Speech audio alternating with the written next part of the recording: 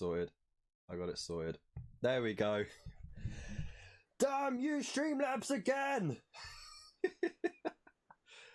How you all doing? Happy Friday. Hope you're well. Welcome to the Hobby Corner. My name's Kev, and today we have a very special guest.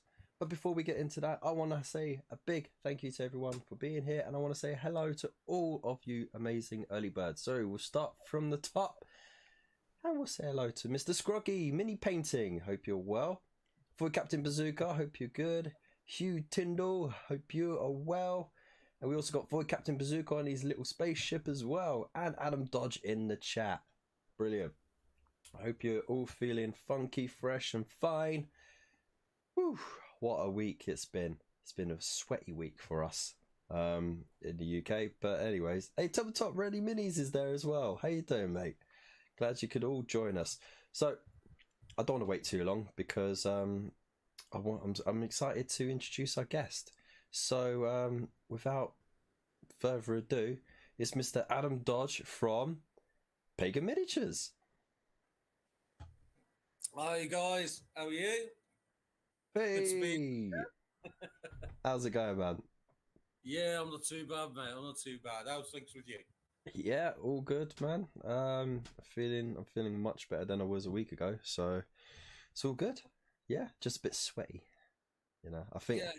It's certainly been pretty muggy this last week or so. Yeah. Actually, I don't even know why I'm still got double layers on. There we go. I'm doing a live strip. Ugh.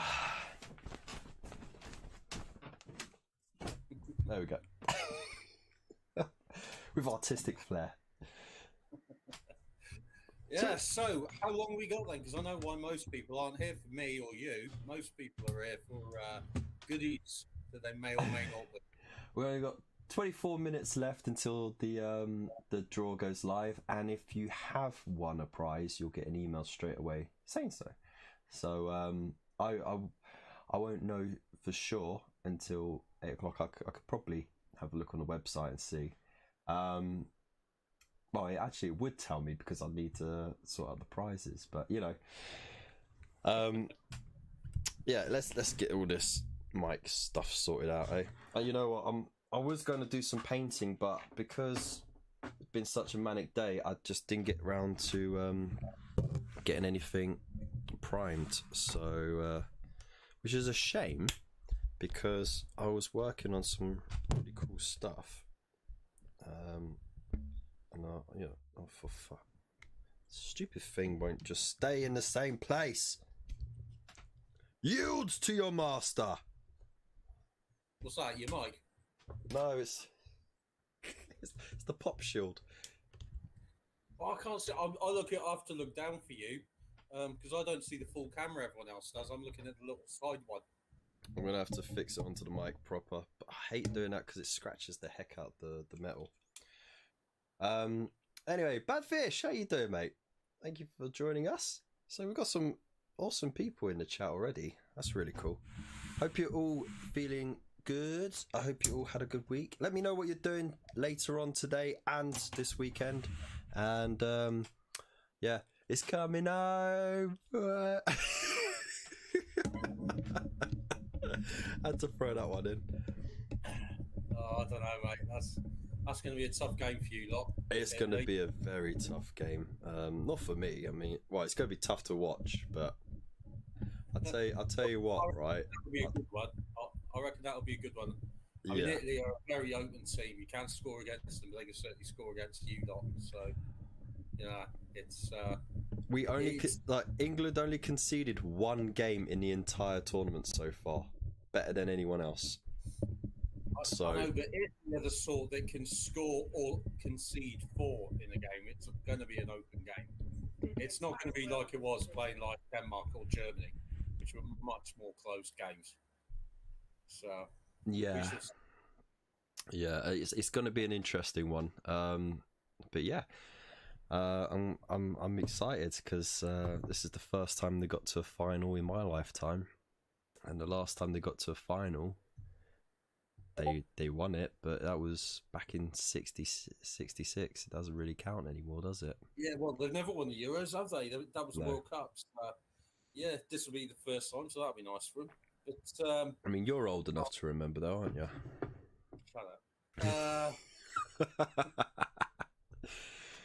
No. Actually, I'm not. I'm not quite old enough. I might, my first memories are like the Falklands War and stuff, so I'm not quite that old for the World Cup. But yeah, no. Good luck, all you English lot. Good luck for that. I think good luck to everyone. Either way, I think it's proven that with the right investment in, our own young people in sport, because we had a massive bump about 15-20 years ago in investing in sports for young people, and it's proven fruitful. And if you get the right manager who knows how to play those people, and there you go, so it's just about getting the right combination. But I will say Italy is kind of at the same stage that England are in terms of their team is reaching that point of maturity. Like they've played a few tournaments, they've gone through all of that. They might have a couple of new players, but they've you get like four tournaments in, and then you're at your peak, and then after that that's it. You're no longer going to be playing for England. There'll be a new generation in, and I think they're sort of at that point as well. Peak sort of mid-20s, don't they? 24 to 26 is when they sort of get their peak. I mean, if you're 35 on a football team, you're an old man. The rest of the team calls you pop. So it's a young man's game. It definitely is.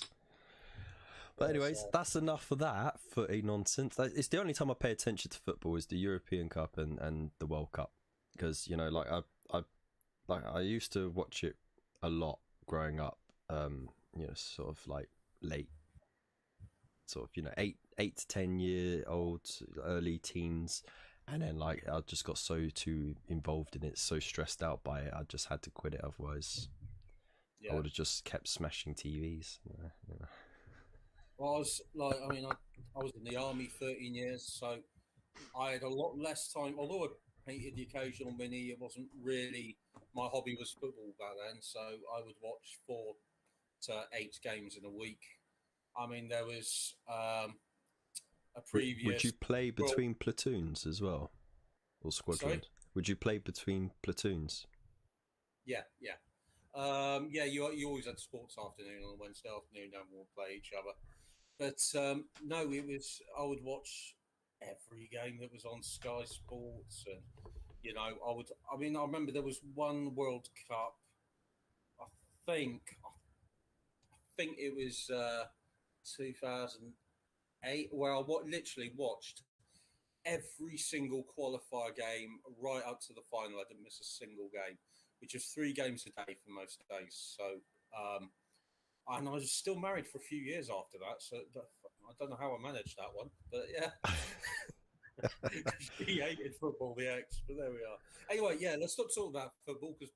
Yeah, we're here for miniatures. We're here for wargaming, and we're here to discuss some fantastic stuff that you got.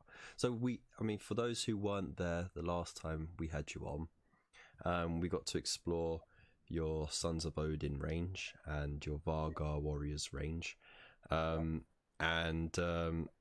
was blown away by the details stuff, but I was even more blown away when I got myself some set in the post, and I've really enjoyed putting them together. You know what, I like the nostalgia really kicked in when I started working on the metal minis, because I haven't worked on metal minis in like over a decade, and that was just good fun. And then you were kind enough to send me some of the older resin minis as well. Yeah. And I never really worked with resin before. I worked with Games Workshop Failcast, and that was really flimsy and spongy. But this was a lot different, and I think apart from the epic scale bits that I got sent by Dan, like I'd never really worked with resin before, and that was really refreshing to do. I mean, like the mold lines were near non-existent on them, and that really was surprising. Yeah, they've all got their own strengths and weaknesses.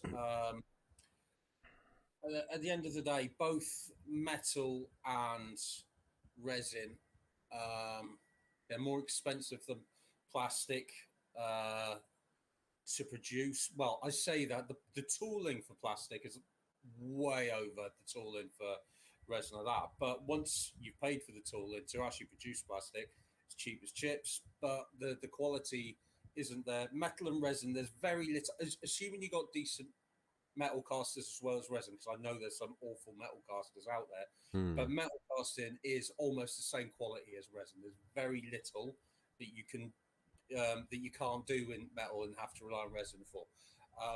I do obviously use resin on all my big monsters because that's one thing. The downside of metal is gluing it. If it's an arm on a guy, it's fine. If it's a leg on a dragon, you are going to have nightmares. You're pinning it, and it's just wings even. Yeah. What I like is because I am old fashioned. I mean, when I was young, I mean, I remember when plastic was new. You know, minis had only been lead up until that point, and then these plastic sets came out, sort of around about 1990. You know, these old like Rogue Trader ones and a couple of Warhammer ones. Really squashed looking things, weren't they? Yeah, I mean, they were awful quality, but it was really interesting having plastic because, you know, the only time you'd work with plastic normally is if you were doing airfix or something, you know. So I remember that. I remember a lot of the stuff still had metal components as well. Yeah, you used to. It was very common to get like plastic bodies with metal arms. You know, that was very common. And that was horrible to glue, and then they were top heavy, so you'd have to glue a penny underneath their base so they didn't fall over. But yeah, I remember we all used to complain about plastic because the quality wasn't there, and we didn't like how light they were because we were old fashioned. We liked our minis to actually feel the weight when you were moving them around the board. There is a big difference in weight. One thing, I suppose, metal is stronger than resin. You know, it's not as brittle. I mean, you can snap a sword on either, but that's the one thing metal's got going for it. But resin, it's probably easier to paint resin because unless you've got a good primer, it's easy to rub off the paint as you paint. So like I said, there's strengths and weaknesses to both.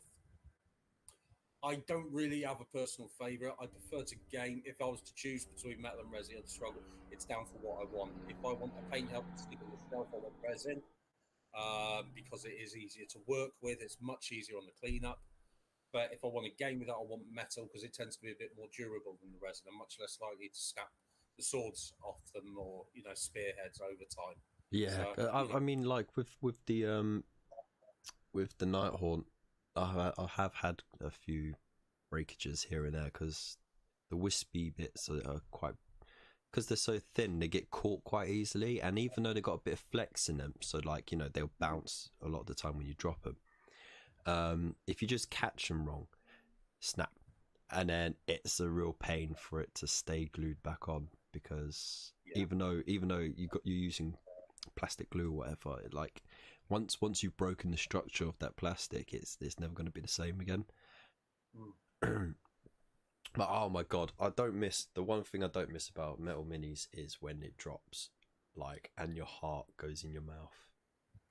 Because, you know, like, you're like, no, I just, like, it took me half a day to fucking put that metal dreadnought together and it to stay together just so I could freaking drop it and it shatter anyway. Yeah, that is it. So far I've been lucky. I don't think, and I occasionally might break an arm off a weaker joint, but it's rare that I'll actually, you know, I have a carpeted house anyway, so. But yeah, like I said, I mean, I won't make it in my own range, but again, I won't buy big things that are made of metal. Yeah. Because if it's any bigger than a mini, I'm not interested. Do you know what I mean? For minis, they're fine, but if it's any bigger, it does have to be something like resin on it because it's more durable. I remember when Lord of the Rings first came out and they released a metal Nazgul. Oh, and the amount of kids who bought it going, yeah, this is so amazing, and I'll look at him and just go, Wait till you have to put it together. And then, like, they'd be dropping it left, right, and centre, just crying because the wings kept pinging off them and stuff. And I was just like, yeah, you think that's bad? Wait till you get a Balrog, mate. Well, I've just noticed Mythos has jumped in the chat. So, hello, Mythos. Hi there, beautiful Mythos. Because I know there's American backers that have started to, as of yesterday, start to report their shipment had arrived. So I'm just wondering if Mythos' stuff's got there. So if not, I hope it's bloody soon. So yeah, so all the American stuff took ages. It seemed to be in customs for about a month, and then the distributor posted it all out Monday. So all of their backers, if they're not getting it at the end of this week, should have it by the start of next week, and they're pretty much the last ones then, because I think pretty much everyone in Europe, apart from ones, there has been the occasional go missing in the post. In certain countries, post offices aren't as reliable. Yeah, and pretty much everyone should have theirs now. Or that's amazing news. There we go. Yeah, So not only are they going to get the Imperial magazine at the beginning of next year, but they're also going to get their pagan miniatures very, very soon. I mean, there you go. That's win-win right there. So yeah, I can't wait to see what our cousins across the pond do with all of that as well. That'd be amazing to see. Oh, well, Mythos is a nice painter, so I'm looking forward to seeing what he does with it. So yeah, he knows how to paint wolf pelts. Yeah, so yeah, he does. That'll be good to see. Yeah. And space Vikings. yeah. Just got back from a vacation today, and his package was waiting for him. Oh, nice. Oh, mate, that's brilliant, Mythos. So right. Looks like we'll get some pictures this weekend, isn't it? Yeah. So we got just under 10 minutes before the live draw. So what I was thinking, we can explore your new website after the draw. That way, we've got a bit more time, no interruptions, because you got some really good stuff going on there. But maybe we could just have a quick discussion that can lead into it about breaking the Warhammer bubble, because we did briefly touch upon it the last time we were together, and about making that step outside, because especially now with Games Workshop and their high-paced release schedule, it feels very hard to be able to break out of that, because it's always something new and shiny and like, oh my goodness, I want that, I want. And especially if you got a couple of game systems going on, because there's so much going on for each game system every week. I mean, to be honest, I do feel like there's going to be a massive community burnout eventually, and I do think there's going to be a lot of people who are just going to step back and go, you know what, actually I'm not going to buy anymore because I don't need to, and they might actually look to other alternatives just to refresh their palettes and just explore different ideas and stuff. And one thing I remember a few years back, actually, before COVID and everything like that, when I did go to gaming groups, there were people in the group who were playing War Machine and Frostgrave and what was the other game? Warhammer Hordes, but I think that like just tanked, I think, or something like that. I don't think that's around anymore. Yeah, War Machine and Hordes, it's still going strong in America. It never quite took off here as well, though. So it's. But there's all sorts of amazing new game systems out there. I mean, you've got X-Wing, you've got Legions for Star Wars, and you also got Frostgrave is still going well. You got alternatives to Blood Bowl. I can't remember what it's called. Guild Ball, I think it is, something like that. Yeah, plus you've got the Dread Ball as well, the sci-fi version that Mantic do. So, yeah, I mean... And then all the historics as well. Historical games and everything once you get older, everyone... your age looks at historics, and it's like, yeah. Then you get into your 40s, and you're like, oh yeah, I want to recreate that sort of period, and whatever it is, it could be World War II, American Civil War, it could be the Romans, but yeah, everyone, because the whole reason we're into the fantasy toy soldiers, there was some point war films we saw as kids that, inspired us to it. So yeah, people do. That's just getting older. You want to start playing historical games. I'll tell you what, some of the best games I play are actually historical games because they tend to be much better at balancing because they don't faff around with lots and lots of extra little, tweaky little rules that this particular leader will get that or a re-roll there and all. They don't tend to. So they're much simpler rules. They can usually be written in about 6 sides of paper. Yeah. You can learn them. After your third game, you know them inside out. You know your army inside out, and yeah, they tend to just be better games. If you just want to get on the table, you don't want to faff around, constantly going through your rule book, checking things and all that. I just want to play because you know the game by heart with a few other mates. Historical games are bloody good fun. They look like fun. I got really tempted by Modeling for Advantage when with their videos on what's it, Band of Brothers, their stuff and the little mini tanks, and I saw you painting some mini tanks as well, and I was like, oh dude, that's like my dream collision of like Micro Machine and the hobby because they're so tiny. I mean, you can paint them. It's like, oh no, they're bloody small. But I tell you what, it's good when you do them though, and you got them all there. It's that's another thing. When you break out, you also break out into different scales, and then you're talking. You haven't got, like one man's meant to be 10 men on the battlefield. You can actually have realistic numbers once you shrink the scale down. Whole like so squads or platoons or like, Yeah, once you're playing at 10 or 15 mil, you say your Roman century is 80 men like it's meant to be, and not just, 16 men or 24 men, whatever it is at 28 mil scale. Yeah. It's you've got 80 blokes there, and it just feels good when you've got your whole army. So you imagine a 6x4 table, except your minis, because they're so small, you've literally got a couple thousand in your army. It just that's really cool. Yeah, picture how wars went back then. Yeah. Hey Pickle, how you doing, mate? Hope you're well. Just a quick reminder, there is still 4 minutes left before the draw for the raffle. So if you still want to get yourself some tickets, the link is in the chat at the moment. Go grab yourself some last minute tickets. You never know if you can win.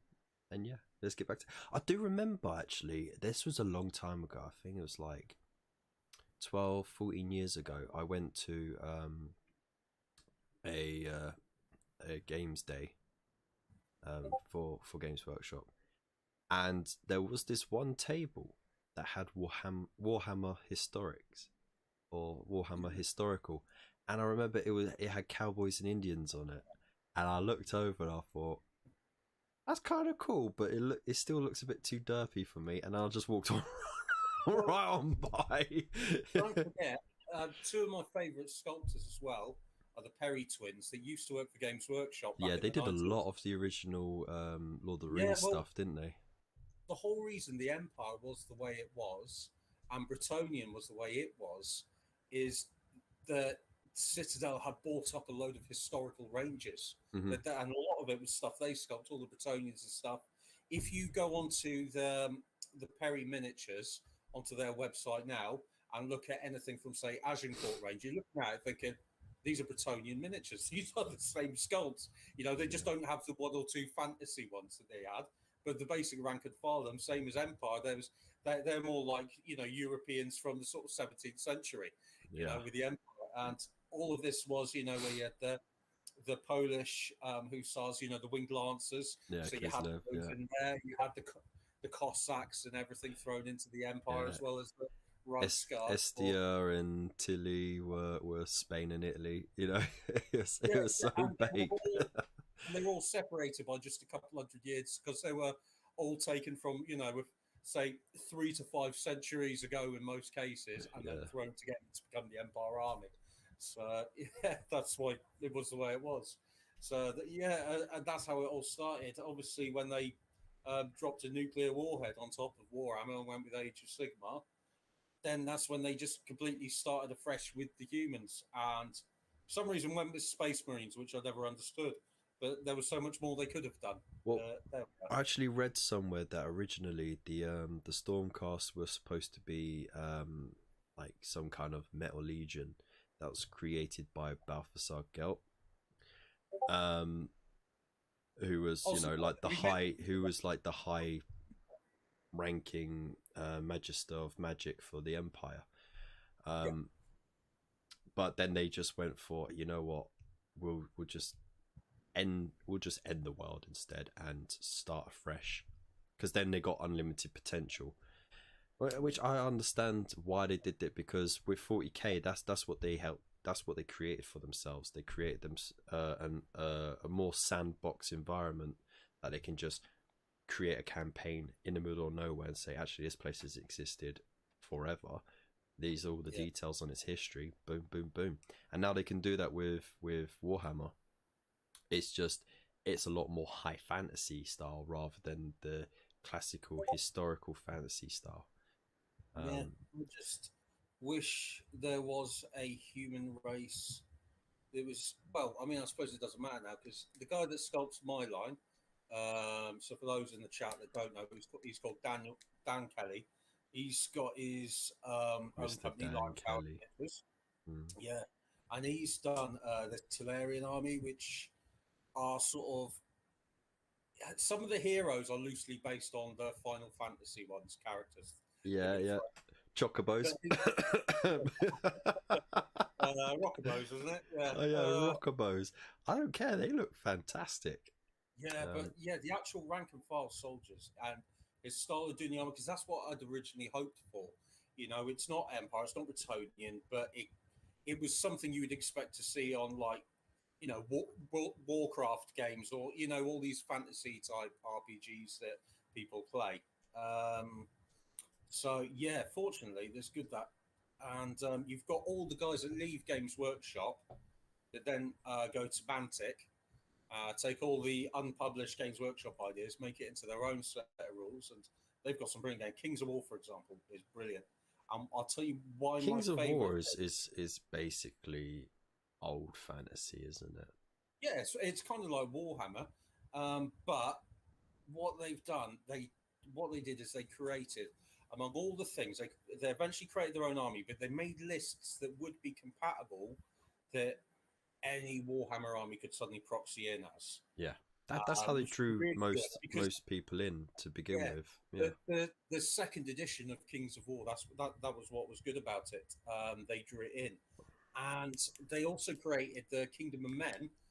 And if you were to look at the army list for that, you can literally cover any historical army before gunpowder, the age of gunpowder, literally from Bronze Age all the way up to European. Oh, is it 8 o'clock? Right, have we got some winners? Hang on, just more importantly, am I a winner? You can find me a starter box. I'll have Dominion for mine, please. That's the one I want, is Dominion. It's a start collecting box. Yeah, I know. I want to start collecting Dominion. No, I think you've won your own models back, actually. You saved yourself the postage. And what did we say? What did we say about that? I'd actually be, if I have, that'd be perfect, because then I can have some fun in the comment. No, I haven't got an email. They don't care about me. They haven't emailed me yet, so I don't know. Well, I'm gonna just refresh the page and see what it says. And it says, yeah, ended. Okay, so it's ended. And oh, someone did get some extra tickets in at last minute. Nice. So massive thank you to everyone who participated. Tickets being verified. Oh, okay. So let's see the entrance. Got quite a few people in there, actually.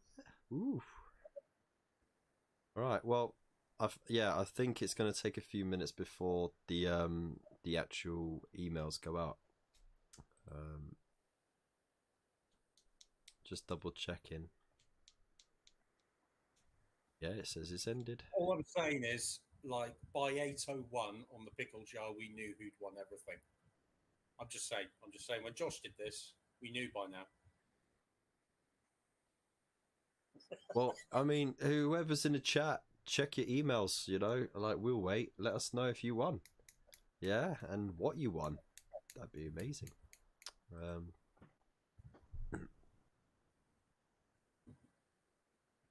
Yeah, but I don't know. Yeah, it just says the competition has ended. All tickets are now being verified. The draw will take place shortly. Okay. So it hasn't done the draw then? Hasn't drawn yet. Okay. Might have been the last minute ticket buys that have slowed it up a bit. I don't know how the website works exactly, but you know, it's all legit. It's its own entity, so I have no influence over it whatsoever. But good luck to everyone, and may the force be with you. Sorry, wrong show. For the Emperor. Live long and prosper. Kapla!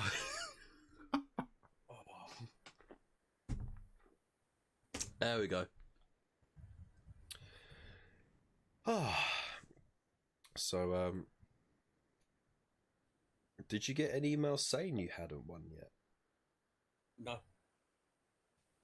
No. Tabletop Ready Minis is saying that he hasn't won. You'll get an email regardless, I think, saying whether you have or haven't. Yeah, because I didn't win on the last time that this system was, like on Josh's one. It did email to tell me that I hadn't won. So I was like, thanks for rubbing it in. Brilliant. Well, as soon as you keep refreshing your emails, and as soon as you find out, let us know in the chat and we'll celebrate together. And yeah, good luck to everyone. And if you haven't won a prize, no, you know, don't feel bad about it, because what you've helped do instead is help support the channel. Helps me, you know, sort of improve the quality of the show.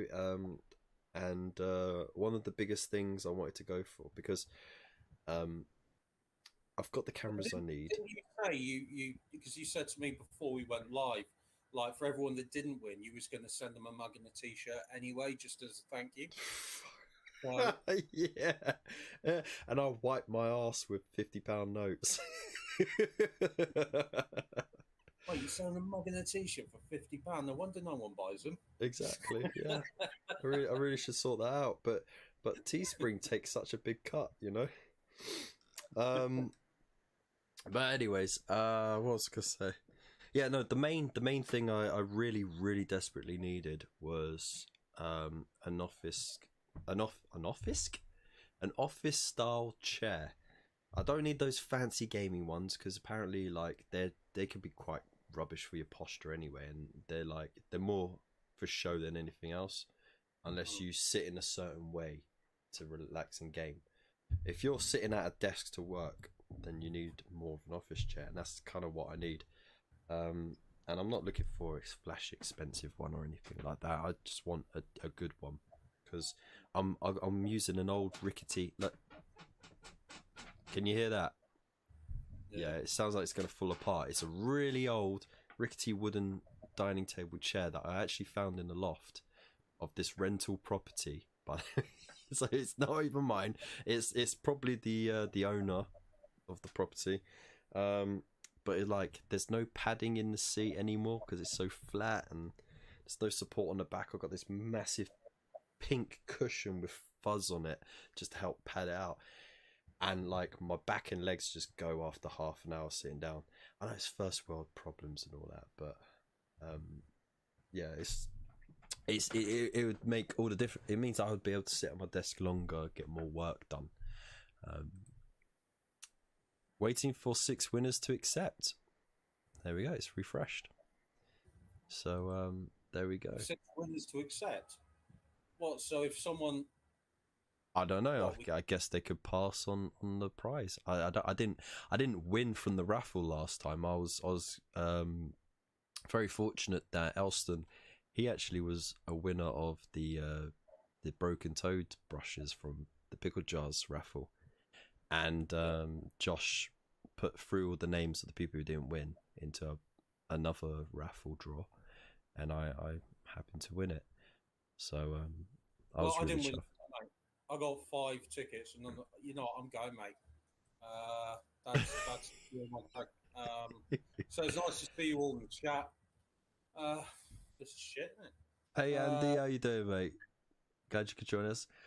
So yeah, I mean, hashtag get Kevin a wooden chair, a wooden stool, a wooden stool. Bugger off, man. If I was going to use a stool, I'd steal the little stool that my wife never uses, that came with her little like dresser. Years ago, she always wanted the little dresser with the mirror, you know, the little drawers to put the jewelry and makeup and stuff. And I got it for her. I built it, put a little bow on it. She used it once, and then it just ended up a dumping ground for crap. Never used it ever, and then it just ended up taking space. So we ended up dismantling it and putting it in the loft. It was like such a why? But you know, that's life, I guess. Kev, you used to sit on the porch outside. How things have changed. I know. Yeah, with the wobbly, the really old plastic and aluminium fold out picnic table. It folded into like a suitcase sized thing, but when you folded it out, it had the seats and the table all connected, and it was rickety as heck. Like, hey, Mythos, I hope you're ready to pay a fortune in postage, mate. Mythos has won top prize, so congratulations, Mythos. Riley O'Connell has won the Broken Toad. Mark Jones has won the Pagan Miniatures. Congratulations, congratulations. Mark. That is actually the top prize. Diamond jewel prize there. We got David Young, who has won merch, unfortunately. Are you kidding? That's worth its weight in gold, mate. Yeah, yeah, you got Quingo. Congratulations, Quingo has won some Geek Gaming Scenics vouchers, and David Young won twice. Ooh, I should think so. The amount of tickets you bought, mate. No, wow. He did, yeah. So he's won the merch and the Garfies Get a Grip Ultra, which was the bonus prize. Was that a paint holder? Yeah, it was a really, really cool paint holder, actually. I saw you do a video about that the other day. Yeah, and actually it's got this really cool attachment called a finger rest, but it makes a great back scratcher too. So it's a win-win. So congratulations to all the winners. Well done. Yeah. Wow. Right. So who am I squaring away again? Because I don't actually know the guy. Mark Jones. Yeah. So who's Mark Jones in the chat? He might not be in the chat at the moment. No. But yeah, because obviously I'll need to know where I'm posting this. Hey, Pirate Queen Pickle. Hope you're well. So yeah, well done to all the winners, and commiserations to those who didn't win anything. But again, thank you so much to everyone for participating and buying tickets, and being part of it, because you're all winners in my heart. You've all been fantastic, and you've helped to support the channel, and helped to, get me to, better the content on this channel, and my seating arrangement as well. I mean, that doesn't sound so epic, but you have no idea how life-changing it is just a proper chair to sit in when you got to do this kind of work. So yeah, again, big love to you all. Yeah, mwah, big love to you. There we go. So now that we've got all that excitement over and done with, shall we move on to, because I'm sure people will start messaging me about all the details and stuff like that. So shall we have a look at your... Hang on, I'm just reading that. Tabletop Minis, me, Pirate Queen Pickle, it's Tabletop. Is that who's won my minis? Is it Tabletop Minis has won the Pagan Minis? Tabletop Minis, Mr. Mark Jones. You know what? It gets so confusing with all the YouTube names, and then you got different Instagram names, Facebook names, real names. I can never keep up. Yeah. So, yeah, but anyway, yeah, congratulations on getting your new chair, buddy. Yeah, and I can't wait to see what you choose for your start collecting box. I'd say the Caradron Overlords, because they're so damn sexy. Skyboats! Skyboats! Hey, it's Tabletop already. That's cool. Oh, mate, I'm really glad you're the one I'm sending my Pagan Minis to. I know nice one. Really nice for them. That's great. That's great. So, yeah, either DM Kev your address or just DM me directly, and I'll get that in the post tomorrow. I think it will tell me on the website, or I'll get an email or something. So yeah, awesome. So yeah, as soon as it's finished, finalize it, because it all says status and rating pending, and so yeah, I'm sure I'll start getting notifications from it saying, okay, now you can send all the stuff off. Here's the details and stuff like that, and I'll start getting the stuff sent out as soon as possible. It's the Kev Doxing Show. Oh dear, don't be like that, mate. Don't be like that. You know that belongs on Twitter, mate. This is YouTube. All right. Did you want to start collecting Dominion as well? Because if so, we can split it. I'll have the green skins. If you wanted to start collecting the base greens, and so we'll go. Hey, Judge Coach, how you doing, man? Oh dear. Start collecting Dominion. Yeah, in your dreams. People go for the most expensive mythos. You do that, my son. We're all willing you to do that. There's got to be a start collecting box at 80 quid somewhere. Come on, you got one. It's all right. I've made sure I can, like, I knew there would be a winner abroad or two, so I made sure that there would be enough to cover the postage just in case. So yeah, man, cheers so much. I might have to get it sent to my house before, because I'm not sure if they'll send it abroad. If they don't, then I'll get it sent to my house, crack it open, empty it, put pebbles in it, and send it off with a little thank you note inside. You could just order it from America to go to Mythos' house. I could.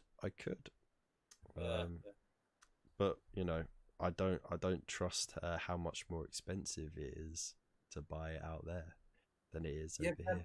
Their money's like, it's from the Monopoly game, isn't it? So it is, but it's still everything out there is still like $35,000, and it's like 12 quid. Yeah, so yeah, and like one start collecting box out there is $500,000. Yeah, you know, yeah, US dollars, not Australian dollars. Don't get started on that, or Canadian dollars. I mean, that's the real Monopoly money right there, isn't it? I don't know, mate. Where was I? I was in one of the countries in Africa. And it was Kenya. That's what it was. And they called it, their dollars that I think were called shillings or something. And you were literally spending like 300,000 on like a can of Coke because it was worth an apple. Do you know what I mean? It was like some countries have really do have monopoly money. I think the only other country in the world that has pound sterling is Nigeria, isn't it? I think that's, yeah. That's the only one I can remember anyway. That isn't, still a British territory. Because of course you got Jersey and Guernsey. They use pound sterling. I don't know. Anyway, we get sidetracked. Let's get on to what we really came to check out, right? Because now that we've had all the excitement of seeing the raffle and the results and everything, I'm gonna get rid of my face. Just have your face. Ooh la la, he's so pretty. He's so hairy. I want to stroke your face. And we'll have a look on the website. So here we have the Pagan Miniatures website, all fresh and brand new, and yeah, it looks really nice and clean. I really like it. Thank you. So let's just have a look through it. So it's got a nice little introduction, a massive thank you to everyone for your patience and understanding. I think that's how you say it, isn't it? Yeah, well, I'm not quite as broad as that, but yeah. So, yeah, no, it's yeah. I mean, it only makes sense to start that. That website wouldn't be there if we hadn't had those couple hundred people through the last couple of Kickstarters show us the love they have. Both on the Kickstarters and post Kickstarters, the the late pledge and all that. Yeah. It's thanks to them we have a business. So. Nice. At least we, yeah, we are very grateful for our backers. They've made this a reality for us. So there we go. Big love to everyone who have helped to back the Pagan Miniatures Kickstarters, both the physical and the STL campaigns, because it's helped them out massively to reinvest in their company. So they got a nice little about tab, which that's all the policies going on there. But you got community spotlight, you got news, you got the store, and then of course you got contact stuff. Let's have a look at the store. Yeah, there we go. Yay! And look at this. Ooh, there's a little side filters there. He's got a sort by drop down. Dude, this is looking proper fresh and professional, man. But yeah, look at this though. Look, it's all interactive. You got the quick view stuff. That's really cool. And you still got all your amazing stuff there. And can I just say, is this the physical pricing? Yeah, so they're now for the actual minis that you get. That's the shopping. So we don't sell the STLs from our normal website. So for people that want to 3D print them, if you go to my mini factory, I suppose it's kind of like the equivalent of, Games Workshop in the digital world, except rather than them as a company, they just supply for all the other companies, if you know what I mean. That's the catalog. So yeah, Pagan Miniatures are on the My Mini Factory.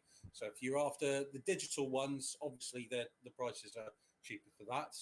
But yeah, you can get them there. If you want physical cast ones, so in most cases white metal, in a few cases, like I said, it tends to be the bigger things that are a little bit harder to cast, like the Varga Shaman, for example, ended up being in resin, as well as the big monsters. They are on there. There will be a new edition by the end of July as well. Ooh. Because I'm going to start. I now have a 3D printer with a 4G screen. It's the sort of screen that you actually, rather than your home, home DIY printing minis, 4G screens are what you actually print your masters to be cast with. Mm-hmm. So I'm going to be printing resin copies of the Spider Hut. It was on the digital Kickstarter. The converted, there was like half a Viking longboats that have been converted into a little hut for one of the spider guys, Yeah. which are like rangers. That will be on the website by the end of the month as well. So That's some amazing miniatures for an amazing. Like, I'm not gonna like these. The pricing is really generous actually. Like £6 for the odd mini here. I even saw what was it? You even got some going for £3. yeah, the seer. Yeah, she's only £3. How is that? Is she a midget? No, There's but no way that's only £3. That's such a nice mini. She's cheaper to make. I can fit a lot more of her on the mold, so I'm only doing half the amount of spins. She weighs only half of what the majority of them weigh, so she physically costs less to produce as well. So yeah, Such a beautiful miniature though. I do them as cheap as I can afford to, because I don't want to be an elite company. I want a buying that if you're wanting to get some Vikings or whatever for Frostgrave, or whatever skirmish game you want, even if you want them as some alternative Untamed Beasts or something like that for a Games Workshop game that you can just jump in and you can afford to get a few. So I mean, they're really, really good sculpts, man. Really good sculpts. And yeah, I'll tell you what. If anyone is still feeling a bit bummed out for not winning anything on the raffle, you know where you can go to make yourself feel better. And the link to the website is in the description as well. And I'll post it up again in the chat later. But Jesus. Well, what we've done, because we've organised our shipping fees as well, where we can, if you start buying more, we'll swallow the cost. Eventually, we'll swallow all of it. So if you're in the UK, postage is £4, but any orders of £40 or more, all of a sudden postage automatically is free. Anywhere outside of the UK, obviously it can get very expensive then, but it starts at £12. But again, if you spend £100, so maybe if you've got a mate that you want to order with, to split an order, any orders of £100 or more are free shipping as well. Which is good, because then you talk about weight of about £30 shipping. So you're actually saving a lot of money, so we swallow the cost then by that point. Yeah. So, and yeah. It is the big boys as well. The Mountain Jotnar. Oh my God, I'm going to hit you. Jotnar, sorry. There we are. You got to get it right now. I had to say it. Which I think is absolutely amazing. Only £30. I mean, you can't go wrong with that. It's a proper chunk of a mini. I mean, as you can see, Adam was the inspiration for the miniature too. But okay, so excuse painting, because these are both whips. I think. Well, this one isn't. Here's a Savage Orc I painted the other day, and let's just get you up there. Of the Mounted Jotnar. So as you can see, £30. So yeah, he's not exactly small. He's a big old beastie. That'll cost you £50 in GW plastic alone, wouldn't it? Yeah, and Skull is even bigger, and he also has a big tree as part of the scenic base. So yeah, he's a lot more expensive, but I mean, he's literally twice the amount of resin to produce him because he is bigger. So yeah, I mean, I remember seeing one. I think you sent pictures of him before, and there was a size comparison, and it is above and beyond. And because he's got the massive tree next to him as well, part of the basing and that. Yeah, he's a chunky monkey. So yeah, but it's lovely miniature. I mean, miniature is kind of a loose description of it. It's almost the size of an action figure, really. Yeah, I think he's like, well, I think him up to his sort of head level's about 90 mils. So, for him, and obviously with this tree, probably puts him at about, 100 mils, 4 inches. So, I mean, your wife knows what that is anyway. So I know she's married to me. Hey.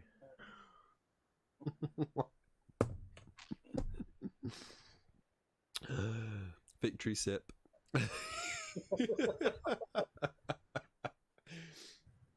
Oh dear.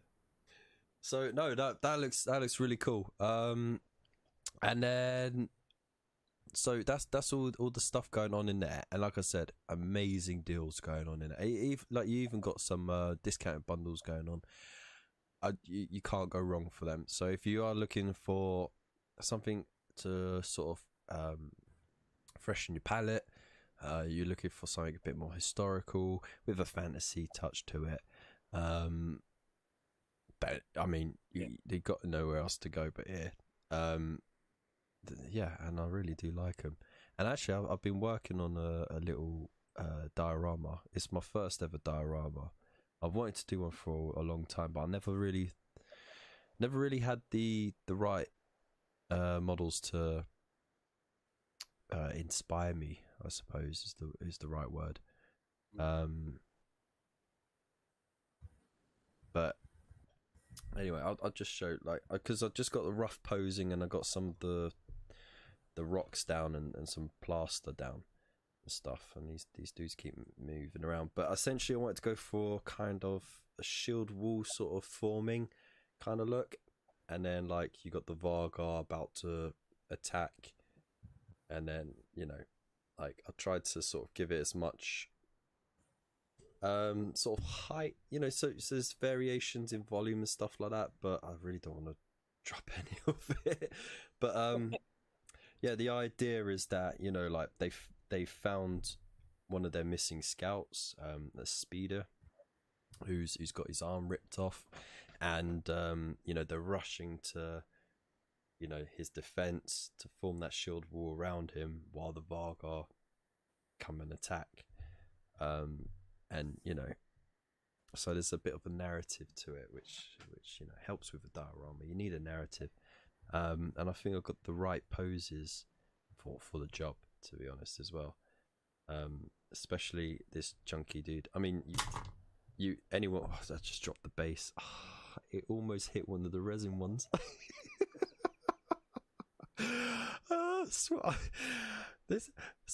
Yeah, like this dude is such a cool pose, and like he's one of the favorites of the range for a reason, because it's just such an epic pose, and you know, he's got this nice raised base as well. Yeah, I mean, he's a beast. I mean, you could see how expensive it is. I mean, he's 12 quid to buy him. It's really heavy. He is a beast. You only get about 8 of him to a kilo. You know, he's about 120 grams or something, daft. He's expensive to make, but he is worth it, because he is. I mean, he must. I can't remember his height. He stands now, but it's over 40 mils. I mean, he's a big guy. Bigger than a regular Viking dude by a lot. So yeah, I mean, I'm really excited to get paint on them, because you know, it's something different, because I've been painting Games Workshop stuff for so long, and it would just really be nice to branch out from that. Which is another thing, I want to see the community spotlight on your website as well. We've already got quite a few pics in it so far. Ooh, look at the backdrop on that. Nice. Bit of the Northern Lights. There's here at Pagan Miniatures, we are always honoured to see how our miniatures have been brought to life once they get to our customers. Whether it be with someone's paintbrush or airbrush, we are judging original artworks and even short stories. Thank you to everyone who has sent us their favourite pieces of art so far. We are proud to have been chosen by you all. It's very humble of you, mate. Yeah, there's some really cool stuff that you got, some from the pickle jar, and some Eddie art going on in there as well. Oh wow! Oh, ooh! I didn't. I've checked the website earlier, but I didn't know you could drag and drop them. Yeah, it's great, mate. You can. I know people have played. There's certain pickled person who shall remain nameless, who decided to rearrange his screen so his miniatures covered the entire screen. So, That sounds yeah, about right. Yeah. yeah, you can literally. So we got a few different people in there. I know Phil Evans jumped in there. He's a fantastic painter. Phil is. Check out Eddie Art on Facebook and Instagram, guys. Yeah, definitely. Because he does. He reminds me of John Blanche. He paints his minis like they're a painting, if that makes sense, rather than a sculpture. He's got Yeah. a very unique style, and it's really nice. We've had our friend Paul, we don't all know as Boffnet. Anyone that's part of the Chilling War Games community knows him as Boffnet. He's got a good few minis in there so far from his pledge that arrived. And obviously the pickle jars, as we could see with the logo there, he's done some. So now I do people like are that starting one. to get some. All people have to do is just stare at is just you want to show off your pictures. If you're happy for us to show them off, just tag us here, let us know. We'll share them on our Instagram, our Facebook, and we will add you to the community spotlight. Just let us know. We will be more than happy to, because we, like I said, we just want to, I just want to see stuff people have painted. I don't care if it's your first ever mini or your thousandth. Obviously, Judge Gudge, I'm still waiting for him to offer to paint my entire range for free for the website. Sometime soon, I hope. But yeah, apart from that. I know, he's so slow at painting, isn't he? Shocking. Oh, it's worth the wait, though, mate. It is worth. I know, right? Some of the stuff he comes out with is breathtaking. Yeah, it is. But yeah, no. So that's what I just really like showing it off. And yeah, I want and it's just everyone. I want everyone thrown in there, whatever your skill level's at, because it's always inspiring someone. There's always going to be someone that hasn't ever painted a mini to someone that's a really good painter and is looking for inspiration for their own scheme. Yeah. So and that's what it's about. Let's just help your website out a little. Just clean it up. Oh wow, you double click on it and you can just browse more casually. Yeah. Oh yeah. Sorry, that's one thing I forgot to say. If you double click on any picture, so if anyone paints stuff, but you have your own Instagram or maybe even a Facebook page where you just show stuff you've painted, just let us know the links, because we can't add loads of links to a photo, but we can add one link to any photo. So, like for example, Josh photos will have different links. There'll be his Facebook, his Discord, his YouTube. In his case. So if people have links where they want to show stuff off, just let us know. There's one to Eddie Art posts on Facebook. Sorry, mate, it's a bit slow at the moment. Oh. Howdy doody. Look at that. But yeah, we're not here to advertise Eddie Art. We're here to advertise So what was I doing? I was just tidying away the pickle jar ones just out the way, just so we can enjoy these other ones back. Because he spammed the blooming website. He's done some good work. I ain't gonna lie, he's done some really nice work. Yeah, I mean, to be fair, we are an official sponsor of the pickle jar, so we are very proud to have as much work as we do of it. So, all right, and we also got the news section as well. Let's see. The news. Yeah, so our newsletters will automatically get published into that. Now, here's something for everyone watching now. As of next month, anyone that's signed up to the newsletter, we will be doing a monthly draw for a coupon for £30. So if you want to do a 50 quid shop and save yourself 30 quid of it, and you win that month. Bloody hell. Do you know what I mean? So every month, anyone that's signed up to the newsletter, and then we will announce the winner in each newsletter. So the winner there'll be a letter coming out in the first week of August.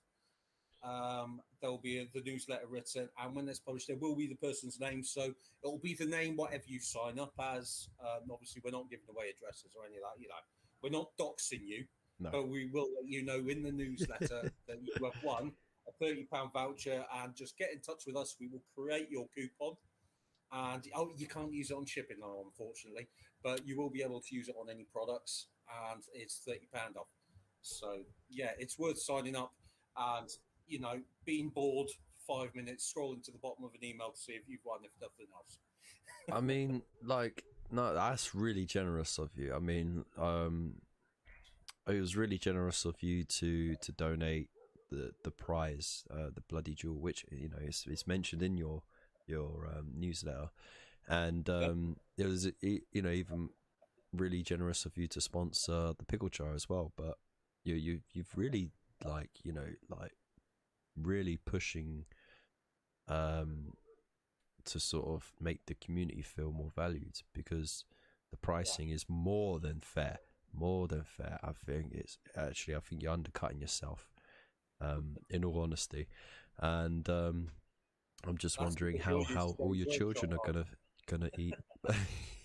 No, it's like I said, I don't just price it for elites. I appreciate if people are used to Games Workshop prices.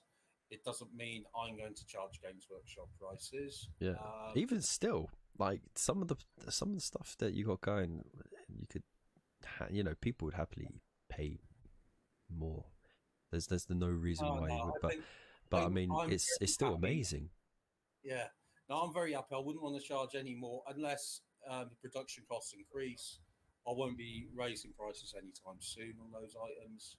That is, it took a lot of work, because I have to admit, during the Kickstarter, because we had different quotes, because we were with a different caster originally, which we had a few issues where we had to change. So things were priced differently. With this, I know there's the two different guys I work with, the metal caster, the resin caster. Unless their prices go up, the prices won't change. I know how to price my products fairly. So yeah, when it does come to the next Kickstarter, hopefully everyone will be pleasantly surprised, as well as enjoy what's on offer. Yeah, I'm surprised. You didn't have your huts on the website yet. Yeah, the spider hut. That's the one that will be next month. At the moment, I would like to have it cast in resin, but instead, like I said, I'll be printing it in resin, but on a 4G screen. So for all intents and purposes, you won't know the difference. You're going to think that was cast in resin, but because it isn't, it will be cheaper than if it was cast in resin. So hopefully that'll be quite tempting for people. So I'm going to try and make sure the shop has at least a dozen in stock at any one time. So I'll be building up the stock this month as and when I get a chance to print off quite a few of them. And yeah, so hopefully they'll be on the next newsletter. Keep an eye out for that. The Spider Huts will be there. And it's an amazing way to break out of Warhammer as well. Yeah, well, that's it. Yeah, I mean, we've all got to, we are working on our own game at the moment. But to be honest, if you just want to buy my minis to use, like I said, there's plenty of games out there. Frostgrave is one that would suit them. Or there's plenty out there. And the scale fits.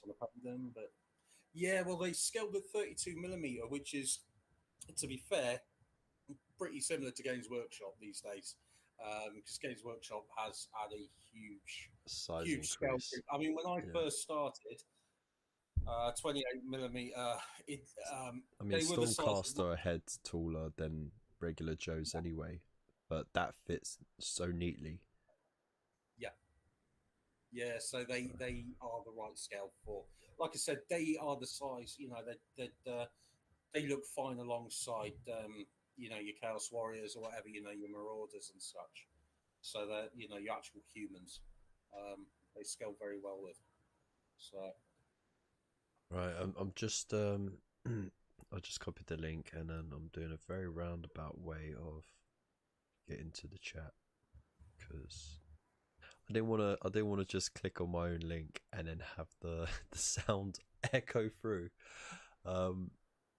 So I'm gonna post up the link in the chat now. So if you wish to check the website out, and I really do think you should, just have a really good browse. Get on the website, if nothing else, sign up for that newsletter because it's going to be worth it. Not only will you hear and see little sneak peeks of casts and everything coming up for the next Kickstarter, let us, what we're getting on with, you'll be in with the chance of that little money off voucher. So if times are tight, because there's yet another Games Workshop awesome release for £120 that's only going to be available 10 minutes on one random Saturday, that voucher could be very handy. Which is still available everywhere at the moment. Well, bloody Curse City, I'm not done complaining about that yet. I'm not going to be done complaining about that for a few years yet. What, about it still being available, or Curse City? Curse City. Fuck yeah, they could have been honest about that. To be fair though, I didn't really care because I only want the skeletons. They made the skeletons separate now, so I was looking forward to it. I was going to buy it the following month. I was just saving the money to. Characters. There was one bad guy which they haven't made separate, and he was. I'm loving the fact I'm not going to dox you guys, but I'm getting little alerts on my phone of people signing up for the newsletter. So thanks, guys. Ooh, there we go. Good luck to everyone. Yeah, there was one guy in there. There was a character that was really cool. He was one of the main bad guys, and for me, he just reminded me of that Silent Hill. The shovel guy.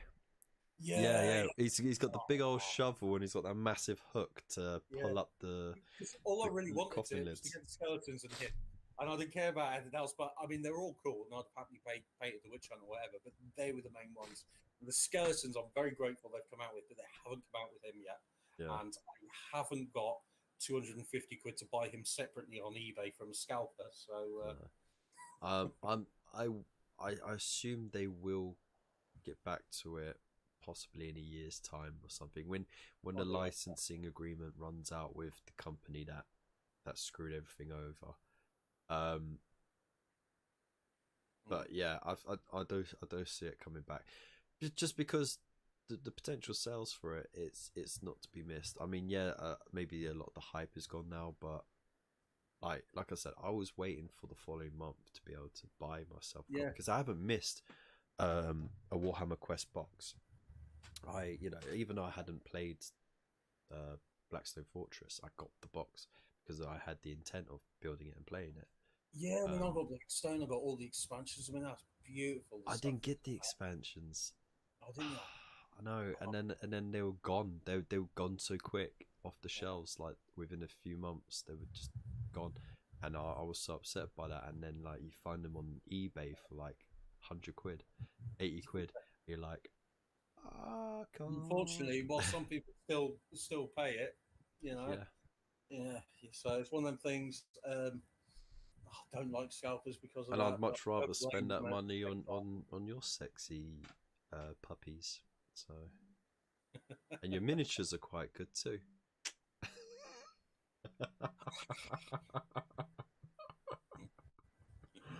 Oh, it's not 9 o'clock yet. Looking for an escape. That's too late. Anyways, let us know in the chat what you think about the website. If you signed up to the newsletter, if you're looking to buy yourself some. Well, this is perfect. Tabletop Ready Mini. He said he's just finished watching the Vikings TV series. Funny enough, we watched it all. Sarah had never seen it, and we watched it all. We binged it in about 2 weeks, 3 weeks, all 5 or 6, however many seasons it is, right up till they're in the States. And we binged the whole lot, and Sarah absolutely loved it too. But Sarah could suddenly see where, for example, there's a Bondi Archer that now I've made them all armed, different, all that. There's all that, but you see certain heads that are blatantly, you know which one. There's a Bondi that is Ragnar. There's another Bondi that is Björn. There's another Bondi that is Halfdan. Do you know what I mean? There's plenty just generic ones, but there's a few of the characters from the TV show that are in there. So where their heads were put in. And if you ever see me at a trade show, if you really like what you see, there is a Kickstarter exclusive Berserker, and Shield Maiden, which is basically me and Sarah. Yes. So I've got the sculpt the two of us. Now, we don't sell them on the website. They're basically sort of exclusive. So if you back any Kickstarter, they'll be available on there. If you're at any trade show, they're available there. But they're not available for like general sale, if you know what I mean. Just to give it some sort of exclusivity, but it's not like if you miss out once, you'll never have another chance. And you were telling me you were going to be at one later this year, weren't you? Sorry? You told me you're going to be at one. What was it, at Ascot? Oh, yeah, Ascot Racecourse. Which one's that one? It's October, November time. Yeah, there's a trade show then. I'll tell you what, bear with me. Sorry, there's so many trade shows each year, I can never keep tabs with which one. So let me go to the right page. I'll tell you which one I am at. So, can you remember what it's called? No, I'm just hopping onto Messenger now to have a look at your messages.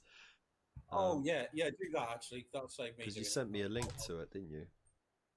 Yes, so I am at a trade show. It's in Ascot. I believe it's the last weekend of November. It's a 2-day trade show.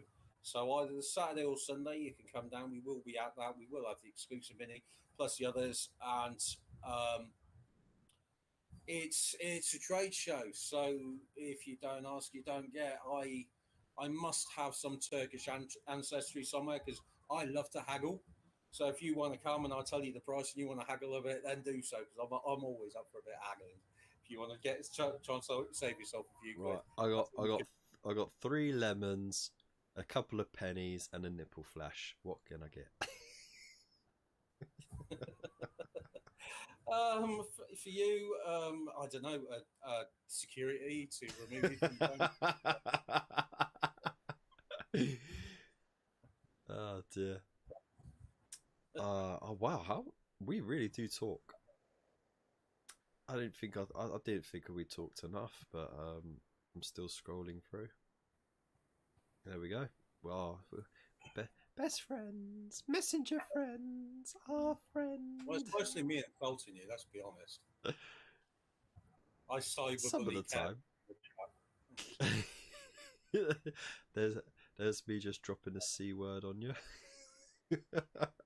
Someone didn't like my last couple of them. Warfare 2021. There we go. I got to it in the end. There we are, Warfare. So yeah, that's it's I think it's by Reading Games Club runs that one. But yeah, so that's at Ascot Racecourse last weekend November. So if anyone in southern half of the country really is about, will be there. So please come say hello, because especially if you're someone that I know from a proxy name or even a real name, in the community, yeah, come and say hello. Yeah, so it's going to be held on the 27th and the 28th of November this year, so we get to meet you in person. And it's not too far from me actually, so yeah. It'll be that I'll just like turn to the wife and it'll be like that moment in Sparta where I'll be like, can I go? She'll be like, yeah. I'll be like, yay! Right now I need to find someone who can give me a lift. Yeah, but right now you need a new car. And oh yeah. When you get a new car, your wife gets it in her name. And so you've got to not only blag to get down there, you got to blag for her to drive. She ain't gonna get it in her name. She can't. She doesn't even have a license. She don't know how to drive. She had one driving lesson, and she freaked out because the car started moving, and that was it. That was it. And the instructor did everything he could to try and get her to drive again, and she just would not do it. No. So. Well, I'm the other way now. Since Sarah learned to drive, she spent the first 6 months bumping my car in lots of is it 4 or 5 times you bumped the car? At least 2 parking tickets. Was it 3, Sarah? It was a lot, wasn't it? So there's various dings on my car for the first. But after that, once she learned to park and pay, this is where Sarah just reaches from off screen. No, and just she's gives you just clout looking round the head. right now and blushing. But Yeah. No. Now, to be fair, I almost never drive. I just live in the passenger seat now. Sarah's just she loves driving, and she's finally got the hang of it. So she's a good driver, aren't you, Dad? So she is a good driver, to be fair. I like her as well because she drives like a man. All Like, right. yeah, so she reverse parks. She's got that sus now. That was Yeah. why all the things at the start. 'Cause I was trying to teach her how to, Yeah. you know, Yeah. Because reversing is the only way you can park properly. yeah. She keeps moving it around. She doesn't stop at an empty roundabout like so many women I've almost crashed into the back of. Oh. I've almost crashed into the back. Yeah, yeah. She's honestly, Sarah's funny though, because like something will happen. She's like that. Bear in mind, 25, 26. How old are you, love? 26. Sorry, I should know. I know when your birthday is. That's what counts. But anyway, 26-year-old woman. Yeah, strolling along like that. Someone do something. She's like, women drivers. God. So, yeah, we have a band now. Yeah, that sounds fun. Though, you know what? As someone who used to drive a lot, I got so used to being in control of the car that if I'm in the passenger seat next to the driver, I do feel my foot going down on the invisible brake pedal, like slow down. So fucking hell, you're too close, or if I'm in the cab or on a bus now, I get a bit of motion sickness. It's unless I'm watching where I'm going through the front screen, like through the front windshield. I can't have a look at anything on my phone, like to distract me. I can listen to something, but I can't watch anything because then I start getting the queasy sensation of motion sickness. It's really messed up. Well, I'll tell you what, Sarah, have you got a tampon we can send to him? Don't worry, mate. I've got plenty of pads waiting. No, I hold it in like a man. Not today. I prefer pads over tampons. It's less invasive. Wow, if you can't even hold it, I mean, what are you doing? Mythos says he avoids reverse parking if he doesn't have to. Mythos, to be fair, I'm not surprised because you can't actually see out over the dashboard when you drive anyway. Plus, you're all on the wrong side of the road, so I'm surprised no one's crashing all the time. I mean, imagine that, having to drive on the wrong side of the road all day. It's exhausting. Maybe they get used to it. I don't know. Even you get in the car and the steering wheel's not there. They don't even have roundabouts out there either. It's all intersections and crossroads. So, I don't know how they do it. They go over it and it's like a roundabout every 2 seconds. Like, what the frack is this? Where am I going? Yeah.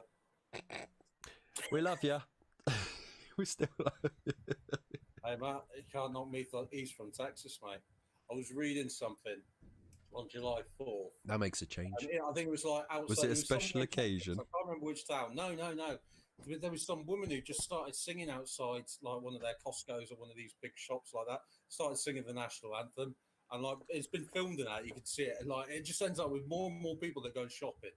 Ends up like 100 people there just singing the national anthem. It's like that. I love that patriotism. To be so proud of where you're from, you can't knock them for that, mate. Yeah, you can't. I love Texas, mate. It's almost indoctrinated in the school system as well. They I think a lot of the states, they still in school they start the day with the Pledge of Allegiance.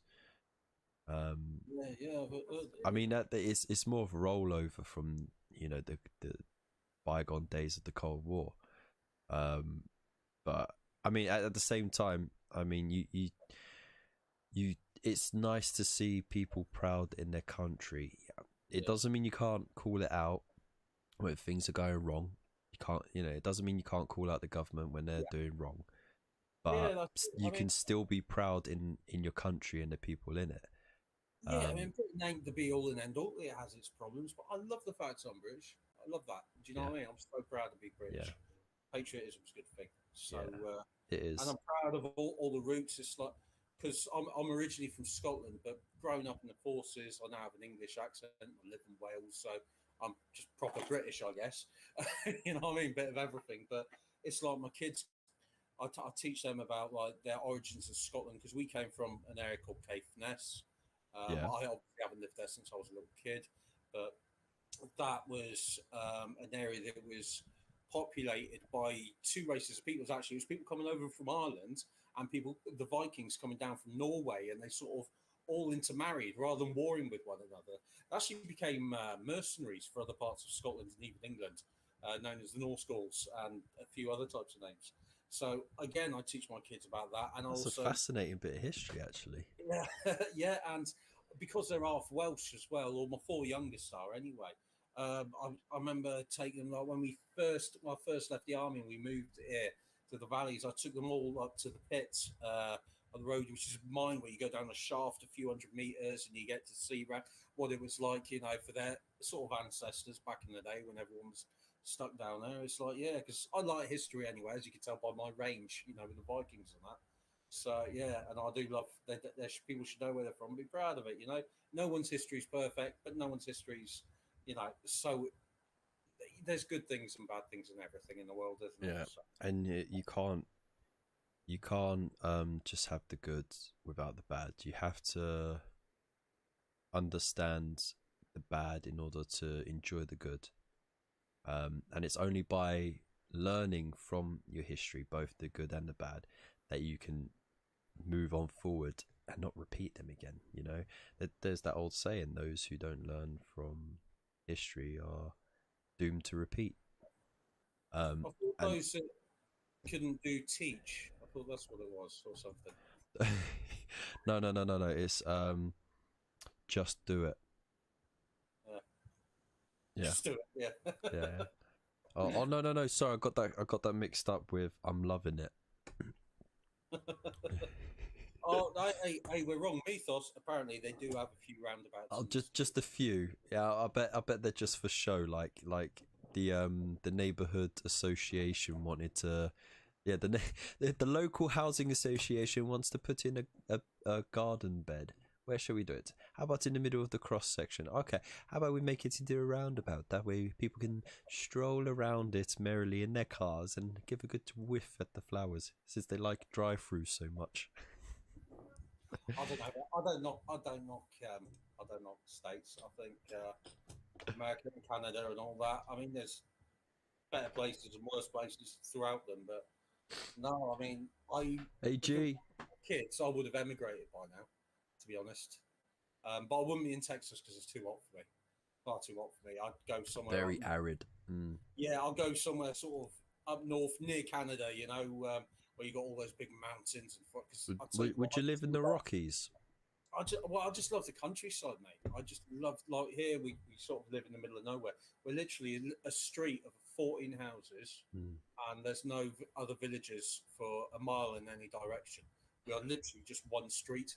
Well, the geography of the US is part of its appeal as well, because you don't need to go abroad to like enjoy all of the environments. You got thick forests, you got mountain ranges, you've got deserts, you've got beaches, you've got amazing wildlife as well. I mean, yeah, Great Lakes. You get anything from, you know, like alligators and crocodiles in Florida to bears and wolves, you know, up in Wisconsin. You know, it's nuts, mate. It's beautiful, beautiful. So yeah, I've got to go for a holiday at some point, and I'd love to do like have a whole month to like just travel around the States. I don't think a month is enough, you know, man. you can do all that, and you can go. They've got some brilliant places like what's that place with all the like gorges and the cliffs and all that? Grand Canyon. Yeah, the Grand Canyon. I was thinking about Ireland. Oh, the world's butt crack. No, I'd love to see that, mate. You get people that like jump off it and that. Obviously, I'd have to go to Texas just to visit Mythos. Of course, and the Warhammer store they have there. The what was it? The Citadel Cafe. Well, I mean, hopefully, if I can get there at some point in the next 5 years, you can meet him up there. You can go to the Warhammer store, and then I'll feel sorry for Mythos and buy him the getting started set that's going to get lost in the post next week.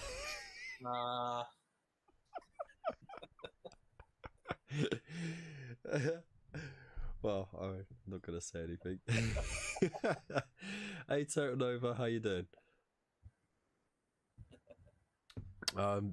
So yeah, I mean, it's a bit late for you, isn't it? Normally you're one of the first ones here. What happened? So yeah, no, I mean, yeah, I'd honestly, if I ever went to America, it would be go to Orlando, do the big parks there, like Disney World, because it's the original and it's the biggest. Or I'll do the Universal Studios, so that's already 2 weeks of your time. Then I'd go off to just like have a night stay in Baton Rouge, just because it's supposed to be quite colourful and very thick with culture. Then go up to New York, just because it'd be fun to be in a London on another continent. And then from there, I mean, he's got a few more skyscrapers, but I mean, essentially, it's just London in America. And then I think from there, I would go sort of more inland, explore sort of spots here and there. Maybe even do Route 66. That would be cool. But if I end up in California, I think I'd be in the north of California more than the south, because they got a lot more wildlife going on, like the redwood forests and stuff like that. And then sort of move back across, going back east again. So like along the Great Lakes and go all the way to Washington, just to do the tourist traps. I want to go down under as well. Go down to. All right, we'll do that after the show, mate. We're not running a pay-per-view thing here. No, but I'd love to go to Australia as well. And next door, because New Zealand, you can go and see what Mordor was like before they defeated it. Do you know what I mean? And but you can get to see, I'm sure in New Zealand, they've still got the old film sites that are like almost like you can go visit, like tourist attractions now, like Rohan and stuff like that. I'm sure they have. Yeah. Awesome. The Shire and all that. You can go visit all these old sets. So I'd love to do that as well. I got some family out in New Zealand, and I also got some family out in Australia. But the problem is the family in Australia, because Australia is a massive place, but it's very sparsely populated. It's all around the coasts. Yeah, it just tends to be the coastline, doesn't it? And they live in Perth. Yeah, which is the complete opposite to most of the more visited cities, like Sydney and Melbourne. So, but I'd still love to go visit. I don't think I'd bother with Ayers Rock though, because apparently it is just like in the middle of nowhere. Like you have to get a plane and then a bus to just be out, just to see a massive like sanded down mountain in the middle of nowhere. That's all right. I'm fine with that. I could just enjoy the pictures. I'm more attracted to Australia actually is for the waters around it with Great Barrier Reef. Great Barrier Reef, yeah. All wildlife. I'd love to go diving. Yeah. It looks beautiful. So I've been diving before, back when I could still fit in a wetsuit, and if that day ever comes again, I'd love to go again. So I'm sure they could skin a whale for you. Oh, well, there's no need to be nasty. I love you. It just means you're more cuddly. See, do both your viewers know how you treat me? Yeah? Yes. All three of them.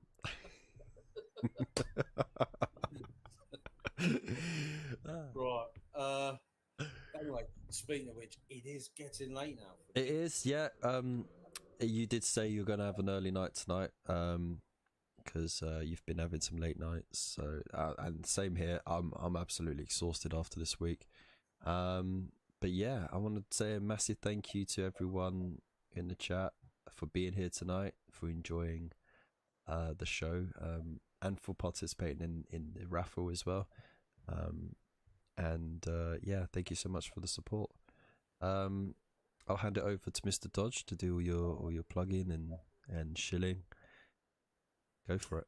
Okay, thank you. Yeah, obviously, if you go to paganminiatures.co.uk is our website. Also myminifactory.com.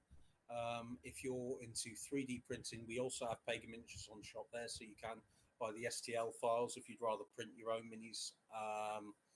If that's the sort of side of the hobby you're into. Sign up for the newsletter to be in with a chance of that. We are also on Facebook, and technically we're on Instagram. I have to admit I'm pretty bad with Instagram, but I'm usually on it, posted at least once a month. Not as often as Facebook, but we do have those as well. So yeah, that's everything I've got. But yeah, like I said, sign up to the newsletter. Keep in touch. There will be another Kickstarter coming in another 6 to 8 months. So there will be, as it gets closer, more and more little sneak previews for you guys in those newsletters. And just for the new people in the chat, what's the benefit of signing up to the newsletter? Oh yeah, so sorry if you weren't with us earlier. If you sign up to the newsletter, as of next month, every month we will be given a coupon for £30 to spend on our store. So just by being signed up, you will automatically be entered into that and draw. It is so... Actually, you know what? I was going to say it's so easy to spend that much on your site, but with the cracking prices you got, it's very difficult actually, because you've just priced everything so generously. So I'm going to pop the link to the website in the chat right now. So once the show's finished, go hop over there, have a peruse, and yeah, I mean, like I said, there's some absolutely beautiful stuff going on in there. And yeah, make sure you do sign up to that newsletter, because you do actually get a fantastic chance of getting yourself that £30 gift voucher on a £50 spend. Not including postage and packaging, of course. You're generous, but you're not insane. So, you know, well, you know, as far as we know. It's actually because the website wouldn't let the coupon go on. That it only lets it put on items, so you can blame Wix for that. Yeah. Bloody website people. So yeah, thank you so much, mate, for being on the show today, and yeah, and I really can't wait to get to paint these. Yeah, and thank you for all the kind words in the chat tonight from all the guys watching. I really appreciate that. Thank you for tuning in. Yeah. And yeah, like I said, congratulations to those who won on the raffle, and commiserations to those who didn't. But thank you to everyone for supporting the channel, and yeah, I think we're all good. I just need to load up the music. I forgot to put it back up. So, anyways, that's enough from me. And that's enough from Mr. Dodge. We're going to go to our bye-bye screen and hammer it out with some awesome tunage. So until next time, everyone, big love to you. Peace.